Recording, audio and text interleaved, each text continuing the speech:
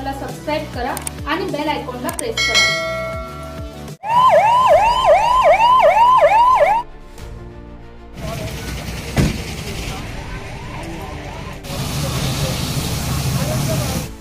पेठ रोडवरील सप्तरंग स्टॉप पोपटराव पिंगळे नगर कॉर्नर जवळील एका पान टपरीला मध्यरात्री भीषण आग लागण्याची घटना घडली आहे। मिळालेल्या माहितीनुसार रात्री 12 ते 12:15 वाजेच्या सुमारास अचानक शॉर्ट सर्किट झाल्याने पान टपरीत आग भडकली।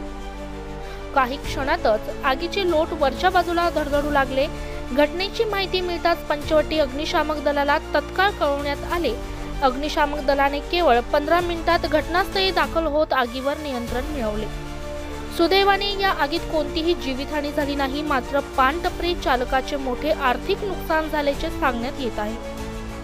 स्थानिक नागरिकांच्या तत्परतेमुळे आणि अग्निशामक दलाच्या जलद कारवाईमुळे मोठा अनर्थ टळला आहे। ब्युरो रिपोर्ट रणजित झापर्डे सह स्टार लोकशक्ती न्यूज नाशिक।